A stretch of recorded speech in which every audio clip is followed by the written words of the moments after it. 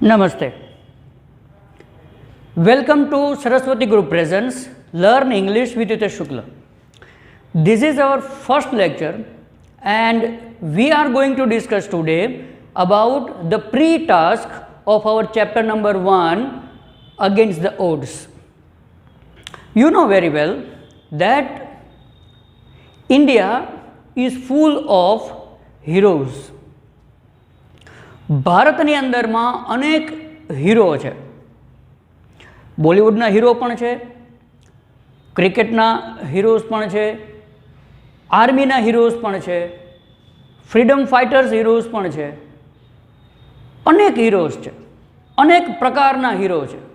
એમાંના અમુક હીરો જે છે એ એવા છે કે જેણે એકલે હાથે અનેક ચમત્કાર કરી નાખ્યા. એકલે હાથે. Chapter number 1 against the odds એનું જે પ્રી ટાસ્ક છે એ એક એવા જ હીરોની વાત છે કે જેણે એકલે હાથે સિંગલ હેન્ડેડલી મિરેકલ કર્યો, ઇમ્પોસિબલને પોસિબલ કરી નાખ્યું. The name of this hero is Dashrath Manjhi. શું નામ છે એનું ભાઈ? દશરથ માનજી. બિહારની આ ઘટના છે. તમને પહેલાં હું ગુજરાતીમાં કહી દઉં આખી વાત, પછી આપણે ઇંગ્લિશમાં ચર્ચા કરીએ. બિહારની અંદરમાં ગેહલોર હિલ્સ છે. ત્યાં એક ધનબાદ નામનું ગામ છે, ધનબાદ કોઇલ માઇન્સ તરીકે ઓળખાય છે. ત્યાં દશરથ માનજી રહેતા. દશરથ માનજી ઘરેથી ભાગી ગયા અને ધનબાદ કોઇલ માઇન્સની અંદરમાં કામ કરવા માંડ્યા. ધેન આફ્ટર હી કેમ બેક, પછી ઘરે પાછા આવી ગયા એન્ડ સેટલડ. અને એ ફાલ્ગુની દેવી સાથે પરણી ગયા. After then he was working near Gehlaur hills. Gehlaur હિલ્સની આસપાસ એ કામ કરતા. હવે એક દિવસ ફાલ્ગુની દેવી જે છે એ એને લંચ દેવા માટે જતા હતા અને રસ્તામાં એ સ્લીપ થઈ ગયા અને ઇન્જર્ડ થઈ ગયા. એને એટલું બધું વાગી ગયું કે એને તાત્કાલિક હોસ્પિટલાઇઝ કરવું પડે એમ હતું. હોસ્પિટલ ત્યાંથી એટલીસ્ટ 55 કિલોમીટર દૂર હતી, કારણ કે વચ્ચે ગેહલોર હિલ્સ હતી અને એને ગેહલોર હિલ્સને પાર કરીને જવાનું હતું. કારણ કે દશરથ માનજીનું આ જે ગામ છે એ આખું અલગ પડી ગયું હતું, કારણ કે આ જે ગેહલોર હિલ્સ છે એ એને અલગ પાડી દીધી હતી. તો એ લોકો ગયા, પણ ડિસ્ટન્સને કારણે 55 કિલોમીટરનું ડિસ્ટન્સ હતું. ડિસ્ટન્સને કારણે એ ત્યાં પહોંચી ન શક્યા અને રસ્તામાં જ ફાલ્ગુની દેવીનું મૃત્યુ થયું. દશરથ માનજી ફાલ્ગુની દેવીને બહુ પ્રેમ કરતા. ફાલ્ગુની દેવી આખું નામ છે. તો દશરથ માનજી ખૂબ પ્રેમ કરતા. તમે કદાચ મૂવી જોયું હશે, માઉન્ટેન મેન. નવાઝુદ્દીન સિદ્દીકી એની અંદરમાં રોલ ભજવે છે. કેનો? દશરથ માનજીનો.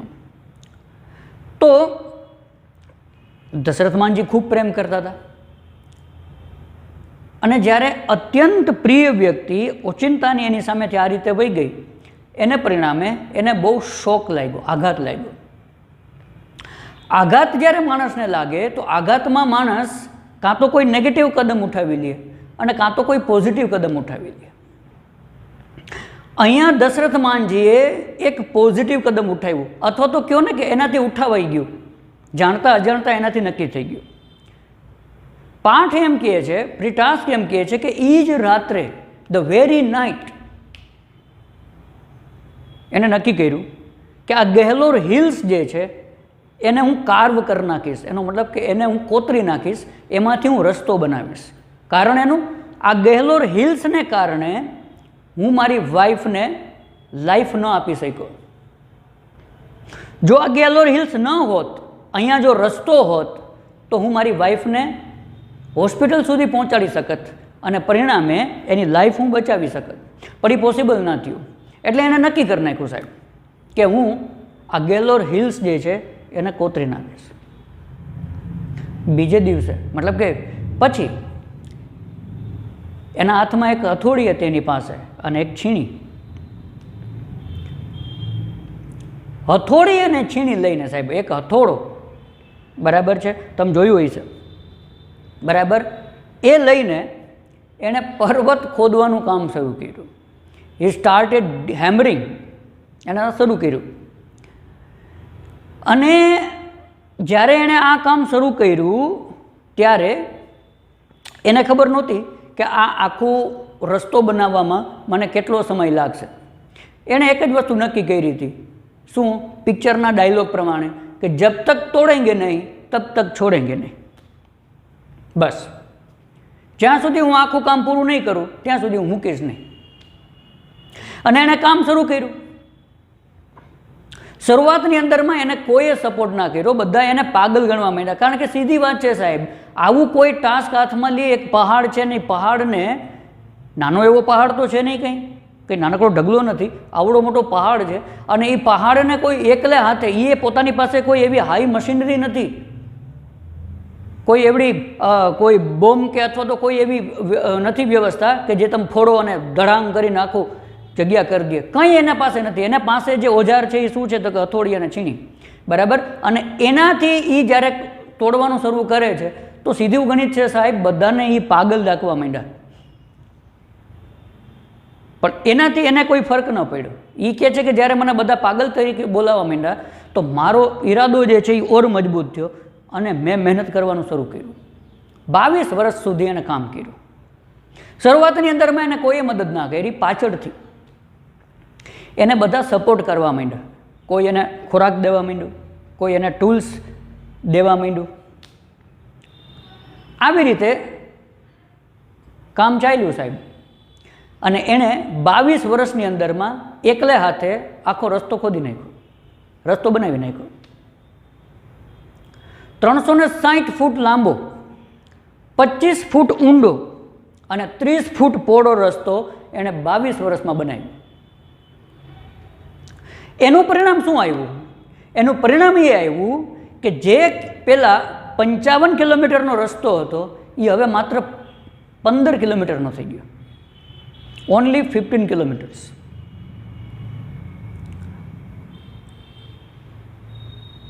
યુટ્યુબની અંદરમાં તમે જોશો તો તમને ખ્યાલ આવશે કે આજે એ રસ્તો જે છે એ દશરથ માંઝી રોડ તરીકે ઓળખાય છે. અને માત્ર દશરથ માંઝીનું જ ગામ નહીં, પણ બાકીના 60થી વધારે ગામો જે છે એનો લાભ લે છે એ રસ્તાનો. એક વ્યક્તિ ઇમ્પોસિબલ કામ પોસિબલ કરીને વયો ગયો. બિહાર ગવર્મેન્ટે દશરથ માંઝીનું નામ પદ્મશ્રી માટે પ્રસ્તાવમાં મૂક્યું. એના ઉપર ફિલ્મ બન્યું. એને જ્યારે એ મૃત્યુ પામ્યા ત્યારે ગવર્મેન્ટે એને રાજકીય સન્માન સાથે અગ્નિ સંસ્કાર કર્યો. પાઠ પૂરો. Pre task. ઓફિશિયલી આની શોર્ટ નોટ આપણે આવતી નથી. તો પ્રી ટાસ્ક આપણને કામ શું આવે છે? આમ તો 10માની શરૂઆત જ આપણે આ પાઠથી કરીએ છીએ. દશરથ માંઝીના ઉદાહરણને ધ્યાનમાં લઈને આપણે 10મું શરૂ કરવા જઈએ છીએ ત્યારે આપણે શું સમજવાની જરૂર છે આ પાઠમાંથી? દેખો, વાદે વાદે કંઈ થતું નથી છોકરાઓ. કોઈ કરે એમ આપણે કરીએ એ સંભવ નથી. દશરથ માંઝીની પ્રેરણા લઈને તમે કોઈ એક પહાડ ઉપર આવી જાઓ, તમે એમ કહો કે હું આ કોતરી નાખીશ, નહીં. એ જનરલી પ્રેક્ટિકલ નથી. તો આમાંથી આપણે શું શીખવા જેવું છે? આ આખી ઘટના જે છે એ આપણને શું શીખવાડે છે? 10માની શરૂઆત જ્યારે આપણે કરીએ છીએ ત્યારે આ પાઠ આપણને, જે મૂળ લેસન નથી, જેમાંથી આપણે શોર્ટ નોટ આવવાની નથી, બરાબર, તો આ પ્રી ટાસ્ક આપણને કઈ રીતે મદદરૂપ થાય? આપણને પ્રેરણારૂપ થાય, આપણને એક બહુ મોટી શીખ આપે છે, એક બહુ મોટું લેસન આપણને સમજાવે છે. શું ખ્યાલ છે? એ કે હવે તમે જ્યારે 10મું, કારણ કે 10મું અને 11મું અને 12મું અને કોલેજ, હવે તમે એક કરિયરના ગ્રાફ તરફ આગળ વધો છો. અને કરિયર જે છે એ એક પ્રકારના પહાડ ચડવા જેવું કામ છે, એક મોટું કામ છે. 10માના કોર્સને તમે ધ્યાનમાં લેશો તો 10માનો કોર્સ તમે જોશો તો તમને એક પહાડ જેવો લાગશે. ઓકે, કે ભાઈ આટલું બધા લેસન્સ, આટલું બધું કરવાનું છે, કેટલું બધું કામ છે. 10, 11, 12 તમે જુઓ, રાઈટ. કારણ કે અત્યાર સુધી તો હવે ઠીક છે નાનકડા ગણાતા હતા, હવે આપણે મોટા થયા, હવેથી આપણા કરિયરની ધીમી શરૂઆત થઈ ગઈ સાહેબ. તો 10, 11, 12 આ જે આખો પહાડ છે એને ચડવામાં અથવા તો એને કઈ રીતે આપણે પાર કરીએ, શું કરીએ. તમને ખ્યાલ હશે ઘણી વખત જ્યારે એક્ઝામ નજીક હોય ત્યારે આપણને હંમેશા એ સિલેબસ પહાડ જેવો લાગે. કોઈ કામ જે આપણે કરી ન શકતા હોઈએ એના માટે આપણે હંમેશા એક પહાડ જેવું કામ. ક્યારેક કોઈની માથે મુસીબત આવી પડે તો આપણે એક શબ્દ વાપરીએ, શું વાપરીએ ભઈલાઓ? એની માથે મુસીબતનો પહાડ તૂટી પડ્યો, કહીએ ને. તો આ મુસીબતનો જે પહાડ આપણને દેખાય છે એને આપણે શું કરવું જોઈએ? તો દશરથ માંજી આપણને શીખવાડે છે. શું શીખવાડે છે? કે તમારી પાસે જે કાંઈ પણ ક્ષમતા છે, જે કાંઈ પણ ક્ષમતા, ક્યાંયથી ઉછીની ઉધાર ક્ષમતા લેવાની જરૂર નથી. તમારી પાસે જે ક્ષમતા છે એ ક્ષમતાથી એ પહાડને કોતરી નાખો. મતલબ કે એ પહાડમાંથી પસાર થતા શીખો. આ પહાડ જે છે એ કેવો છે છોકરાઓ? ઓરિજિનલ છે, પથ્થરનો છે. આપણો જે પહાડ હોય છે ને એ કાલ્પનિક હોય છે. તમે જુઓ શાંતિથી. ડરામણો એક આપણને એક એવું વાતાવરણ આપણી સામે ઊભું થાય, રાઈટ. ડર, ભય એ મોટામાં મોટો પહાડ છે. અને એ ભયના પહાડને તમે ન દબાવી શકો. જેમ હનુમાનજીએ પથ્થર આખો પહાડ જમીનમાં મોકલી દીધો, બરાબર. સીતાજીની શોધ કરવા માટે જ્યારે નીકળ્યા તો આખો પહાડ એને જમીનમાં નાખી દીધો.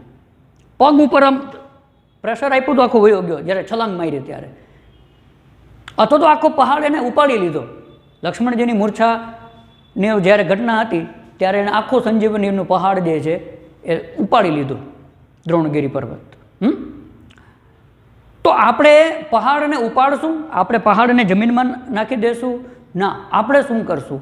તો કે આપણે એ પહાડમાંથી પસાર થઈ જશું. We have to learn to pass through the fear. Fear ત્યાં સુધી જતો નથી જ્યાં સુધી તમે એમાંથી પસાર ન થઈ જાઓ. એક વખત તમે પસાર થઈ ગયા તમને લાગશે કંઈ હતું જ નહીં. So this is the biggest lesson we can learn from this chapter. That is pass through the fear. ફિયરમાંથી પાસ થાઓ, ફિયરથી ભાગો નહીં. દશરથ માંજી એક બીજું લેસન આપણને શીખવાડે છે, એ છે ધ પાવર ઓફ ડિસિઝન. સંકલ્પની શક્તિ કેવી ગજબની છે. સંકલ્પ કર્યો એણે, પછી કોઈ વિકલ્પ નથી રાખ્યો બાજુમાં. હું આ કરીશ, વોન્ટેડનો ડાયલોગ. एक बार मैं कमिटमेंट कर दूँ तो फिर मैं अपने आप की भी नहीं सुनता. क्योंकि एक वक्त આપણે કમિટમેન્ટ કરીએ પછી આપણું મન આપણને ડરાવે, એમ નહીં થાય ને, કેમ થશે ને, નહીં થાય ને, ખબર નહીં કેવા કેવા ડરામણા વિચારો આપણને અંદરમાંથી આવે. બહારના તો પછી આવે, અંદરથી આપણા જ મનમાંથી આવતા આવા વિચારો આપણને જ નબળા પાડે અને પછી બીજા સપોર્ટ કરે કે ભાઈ તારાથી આ નહીં થાય. તો આપણે તરત કહીએ હા મને એવું લાગતું હતું તો ખરા, વાત ખતમ. So being a very good reader, being a very good writer, being a good speaker and listener in English is just like passing a big mountain. એક પહાડ જેવું લાગે કે ઇંગ્લિશ કેદી લખતા વાંચતા બોલતા આપણને સરસ રીતે આવડશે, પણ ફિયર જો પાસ કરી જાય આપણે તો રીડિંગ, રાઇટિંગ, લિસનિંગ અને સ્પીકિંગ ઇંગ્લિશમાં કરવું એ એટલું હાર્ડ નથી. હાર્ડ વસ્તુ શું છે? આ ફિયર. ઇંગ્લિશ હાર્ડ નથી, ઇંગ્લિશનો ફિયર જે છે એ હાર્ડ છે. એ પાસ કરતાં શીખવું પડશે. હવે આ જ આખી વાતને આપણે ઇંગ્લિશમાં કરીએ અલગ રીતે. એવું જરૂર નથી કે હું જે ગુજરાતીમાં બોલ્યો એ જ હવે હું બધું ઇંગ્લિશમાં બોલીશ. There is no requirement. Now I am telling the same thing in English. જો Bihar is a state of India. Bihar ઇન્ડિયાનું એક સ્ટેટ છે. And there are Gehlaur hills in Bihar. બિહારમાં ગેહલોર હિલ્સ છે. Dasharath માંજી ran away from house and worked at the Dhanbad coal mines. Then he came back to house and settled.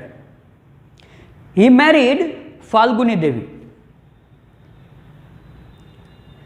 once Falguni Devi was going to give Dashrath Manji lunch.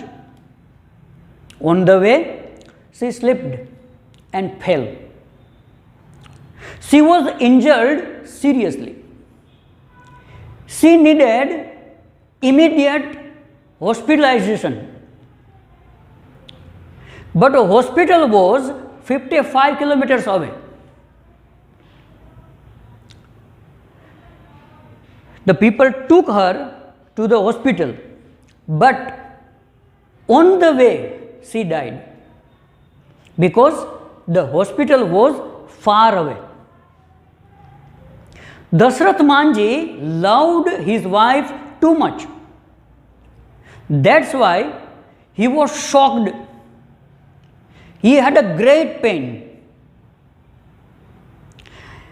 The very night, this word is from the book, the very night, Ij Ratre, the very night he decided that I will carve a path through the Gehlor hills.